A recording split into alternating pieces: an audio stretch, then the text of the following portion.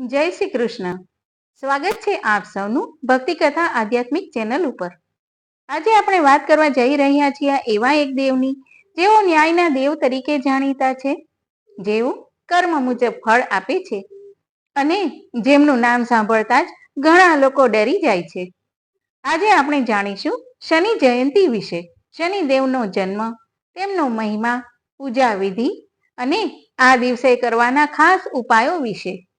તો વિડીયો અંત સુધી જરૂર જોતા રહેશો, કારણ કે અંતમાં હું તમને એક સરળ એવો ઉપાય જણાવવાની છું, જેનાથી શનિદેવની કૃપા પ્રાપ્ત થઈ શકે છે.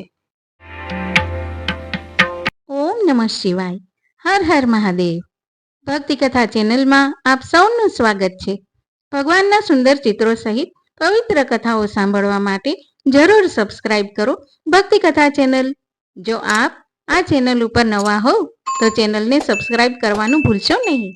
ઓમ નીલાંજન સમાભાસમ રવિપુત્રમ યમાગ્રજમ છાયા માર્તંડ સંભૂતમ તમ નમામિ શનેશ્ચરમ. શનિ જયંતી વૈશાખ માસની અમાસના દિવસે ઉજવવામાં આવે છે. આ દિવસે ભગવાન શનિદેવનો જન્મ થયો હતો. શનિદેવ સૂર્યદેવ અને માતા છાયાના પુત્ર છે. આ વર્ષે શનિ જયંતી અને શનિવારનો શુભ સંયોગ રચાશે. તારીખ 16મી મે શનિવારે વૈશાખ માસની અમાસ છે. શનિદેવને 9 ગ્રહોમાં સૌથી મહત્વપૂર્ણ ગ્રહ માનવામાં આવે છે. લોકો ઘણીવાર શનિદેવને માત્ર દુઃખ આપનાર દેવ માને છે, પણ સત્ય એ છે કે શનિદેવ ક્યારેય નિર્દોષને દંડ આપતા નથી. તેઓ માત્ર માણસોના કર્મોનું ફળ આપે છે. જે વ્યક્તિ સારા કર્મ કરે છે, સત્યના માર્ગ પર ચાલે છે, ગરીબોની મદદ કરે છે, તેવા લોકો પર શનિદેવ હંમેશા કૃપા વરસાવે છે. શનિદેવને ન્યાયના દેવ કહેવાય છે. તેઓ રાજા હોય કે ગરીબ, દરેકને સમાન રીતે કર્મ ફળ આપે છે. શનિની સાડાસાતી અને ઢૈયાથી લોકો ડરે છે, પણ જો વ્યક્તિ સચ્ચાઈથી જીવન જીવે, મહેનત કરે અને સારા કર્મ કરે તો શનિદેવ જીવનમાં સફળતા આપે છે. ઘણા મહાન લોકોના જીવનમાં શનિની કૃપાથી જ ઉન્નતિ આવી છે. શનિદેવ આપણને શીખવે છે કે અહંકાર ન રાખવો, ખોટું કામ ન કરવું, ગરીબ અને નિર્બળની મદદ કરવી, સત્ય અને ધર્મના માર્ગે ચાલવું. શનિદેવના જન્મની પૌરાણિક કથા મુજબ ભગવાન સૂર્યના લગ્ન દક્ષ પ્રજાપતિની પુત્રી સંજ્ઞા સાથે થયા હતા. માતા સંજ્ઞા સૂર્યદેવના તેજ અને ગરમીને સહન કરી શકતા ન હતા. લાંબા સમય સુધી આ તેજ વેઠ્યા પછી માતા સંજ્ઞાએ પોતાની તપસ્યાના બળથી પોતાના જેવી જ દેખાતી પ્રતિકૃતિ છાયા તૈયાર કરી. માતા છાયાને સૂર્યદેવ અને બાળકોનું ધ્યાન રાખવાનું કહી માતા સંજ્ઞા પિતાના ઘરે ચાલી ગયા. માતા છાયા અને સૂર્યદેવના 3 સંતાનોમાં શનિદેવ સૌથી નાના હતા. જ્યારે શનિદેવ માતા છાયાના ગર્ભમાં હતા, ત્યારે માતા છાયા ભગવાન શિવની કઠોર ભક્તિમાં લીન રહેતા હતા. તે તડકો છાંયો જોયા વગર કલાકો સુધી તપ કરતા હતા.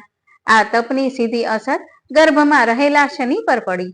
ગર્ભમાં જ શનિદેવ ભગવાન શિવના અનન્ય ભક્ત બની ગયા. ભગવાન શિવની ભક્તિના તેજ અને સૂર્યના પ્રચંડ તાપને કારણે શનિદેવનો રંગ શ્યામ થઈ ગયો. જ્યારે શનિદેવનો જન્મ થયો ત્યારે તેમનો કાળો રંગ જોઈને સૂર્યદેવ ક્રોધિત થયા અને તેમણે છાયા પર શંકા કરી કે આ મારો પુત્ર હોઈ શકે નહીં.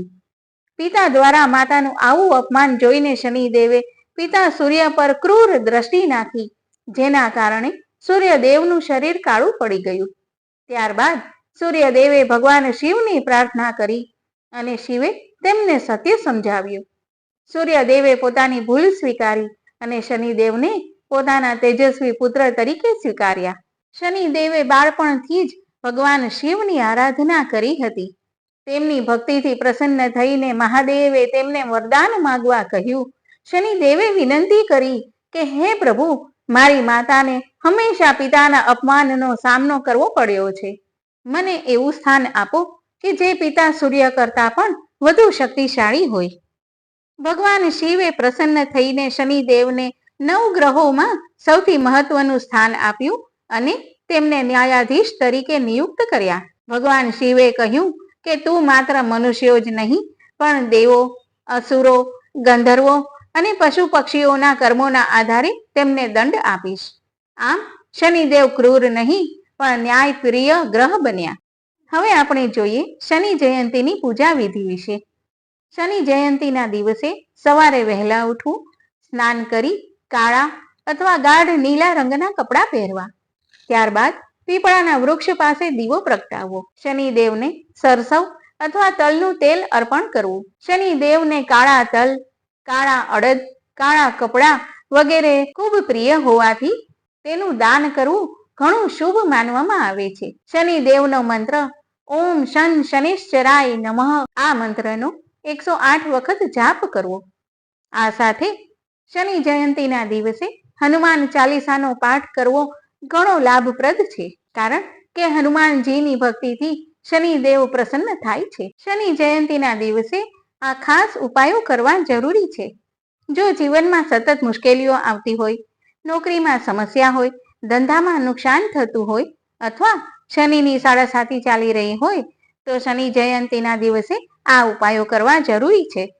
જેમ કે કાળા કૂતરાને રોટલી ખવડાવવી, ગરીબોને દાન કરવું, કાગડાને દાણા નાખવા, પીપળાના વૃક્ષ નીચે દીવો કરવો અને વૃક્ષની પરિક્રમા કરવી, વૃદ્ધ લોકોનું સન્માન કરવું, જરૂરિયાતમંદ લોકોને મદદ કરવી.